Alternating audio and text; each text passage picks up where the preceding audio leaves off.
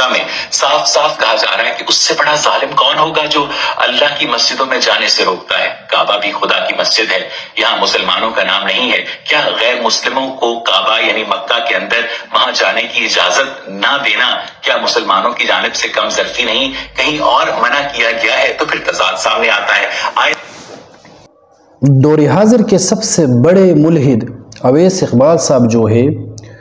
وہ مسلمانوں پر ایک اعتراض اٹھاتے ہوئے اور اللہ رب العالمین کی کلام پر اعتراض کرتے ہوئے سورۃ البقرہ آیت نمبر 114 کے حوالے سے کہتے ہیں کہ ایک طرف قرآن مجید میں یہ کہا گیا ہے کہ لوگوں کو مساجدوں سے روکنا یہ ظلم ہے، اور دوسری طرف کافروں کو مسجد نبوی اور خانہ کعبے کے اندر داخل ہونے کی اجازت نہیں ہے، تو کیا مسلمانوں کے عمل اور قرآن مجید کے حکم میں تضاد نہیں ہے؟ اور پھر ساتھ میں وہ اس بات کا بھی اقرار کرتے ہیں کہ مساجد یہ اللہ تعالیٰ کے گھر ہے۔ تو اس سے تو ثابت ہوا کہ اویس اقبال صاحب اگر بظاہر وجودی باری تعالیٰ کے منکر ہے، لیکن ان کے اندر فطرتی طور پر یہ آواز گونجتی ہے لیکن وہ محسوس نہیں کرتے، اس کے اندر اس کا دل و دماغ چیخ چلاتا ہے کہ وجودی باری تعالیٰ ثابت ہے اور اللہ رب العالمین موجود ہے، لیکن وہ اس بات کے باوجود بھی وہ اللہ کے وجود کا انکار کرتے ہیں، کیونکہ انسان کی فطرت یہ ہے کہ انسان کے فطرت کے اندر یہ گواہی موجود ہوتی ہے کہ وجودی باری تعالیٰ موجود ہے، لیکن بعض لوگ عقل کے اندھے ہوتے ہیں اور وہ کبھی بھی اپنے باتوں پر بھی غور نہیں کرتے ہیں۔ ایک طرف وہ اللہ کے وجود کے انکار اور دوسری طرف وہ یہ کہتے ہیں کہ مساجد اللہ تعالیٰ کے گھر ہے۔ اگر اللہ رب العالمین کا وجود نہیں ہے تو پھر مساجد کس طرح اللہ کے گھر ہو سکتے ہیں؟ جس کا وجود ہی نہ ہو تو اس کا گھر کس طرح آپ ثابت کر سکتے ہو؟ تو معلوم ہوا کہ ملحدین جو ہے وہ ضد عناد اور تعصب کی بنیاد پر کبھی کبھی اسلام سے وہ عدول کر جاتے ہیں۔ دوسری بات ان کا کہنا ہے کہ مساجدوں سے لوگوں کو منع کرنا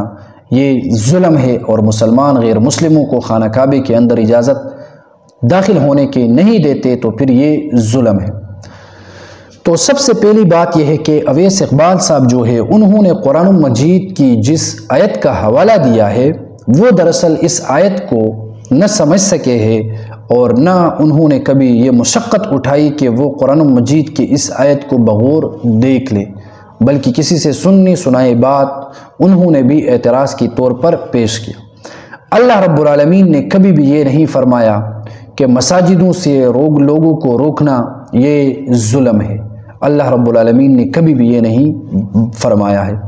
بلکہ اللہ رب العالمین نے تو واضح الفاظ میں بیان فرمایا ہے سورۃ البقرہ آیت نمبر 114 میں کہ وَمَنْ أَظْلَمُ مِمَّنْ مَنَعَ مَسَاجِدَ اللَّهِ أَنْ يُذْكَرَ فِيهَا، اور کون بڑا ظالم ہے اس سے جس نے روکا اللہ کی مسجدوں کو کہ لیا جائے ان میں اللہ رب العالمین کا نام، اور کوشش کی اس نے ان کو اجاڑنے کی۔ اللہ رب العالمین نے یہ نہیں فرمایا ہے کہ لوگوں کو مسجدوں سے روکنا ظلم ہے، اور اس کا مطلب یہ نہیں کہ غیر مسلموں کو خانہ کعبہ کے اندر اجازت داخل ہونے کی دی جائے، بلکہ اس آیت میں واضح طور پر اللہ رب العالمین فرماتے ہیں کہ اس سے بڑا ظالم کون ہے جو مسلمانوں کو روکیں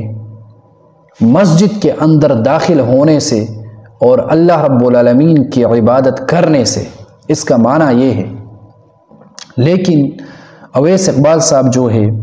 وہ جہالت کی انتہا پر کھڑے ہوتے ہوئے اس نے اس صاف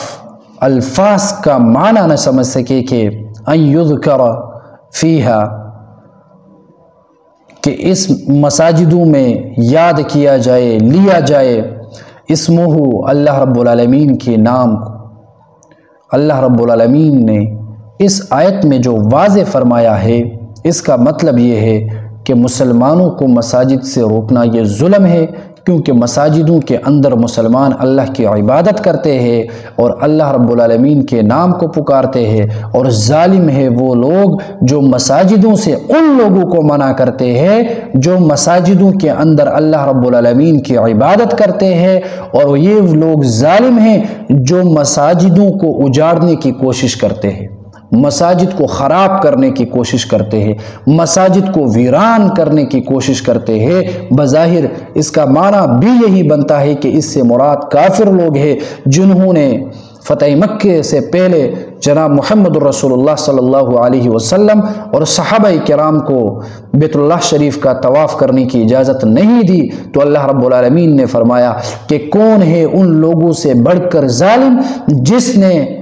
مساجدوں کے اندر مسلمانوں کو داخل ہونے کی اجازت نہیں دی تاکہ مسلمان اللہ کی عبادت کر سکے، بلکہ یہ لوگ ظالم ہیں جو مسجد کو ویران کرنا چاہتے ہیں۔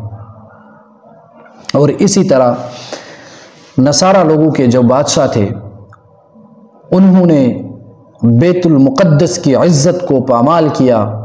اور بیت المقدس کی عزت نہیں کی، اور مسلمانوں کو وہاں نماز پڑھنے کی اجازت نہیں دی، اور کئی دن تک مسجد بیت المقدس میں اللہ رب العالمین کی عبادت نہ ہوئی۔ تو اس سے مراد یہی ہے کہ وہ لوگ جنہوں نے بیت المقدس میں لوگوں کو عبادت کرنے کی اجازت نہیں دی اور انہوں نے اللہ کے عبادت گاہ کو خراب کرنے کی کوشش کی، ویران کرنے کی کوشش کی، اجاڑنے کی کوشش کی، تو یہ لوگ ظالم ہیں۔ اب جب اللہ رب العالمین نے واضح طور پر فرمایا کہ ظالم وہ لوگ ہیں جو لوگوں کو مساجد کے اندر ذکر کرنے سے روکے اور مسجد کو ویران کرنے کی کوشش کرے، یہ لوگ ظالم ہیں۔ اب جب غیر مسلموں کو خانہ کعبہ کے اندر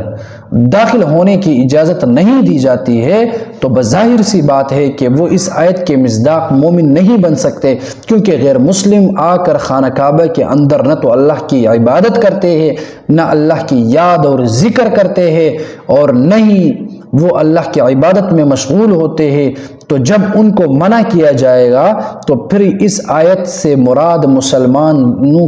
مسلمانوں پر ظالم ہونے کا فتویٰ لگانا یہ درست نہیں ہو سکتا، بلکہ اس آیت میں واضح طور پر یہ ہے کہ وہ لوگ ظالم ہیں جو مساجدوں کے اندر لوگوں کو ذکر کرنے سے روکیں اور مساجد کو ویران کرنے کی کوشش کریں۔ اب جب کافروں کو ہم خانہ کعبہ کے اندر اجازت نہیں دیتے داخل ہونے کی، تو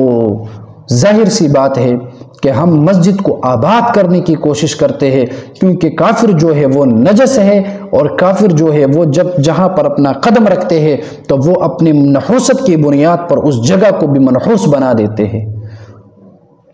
تو ان کو چاہیے کہ وہ اللہ رب العالمین کی اس عظیم کتاب پہلے سے آخر تک پڑھیں اور اس پر غور کریں، فکر کریں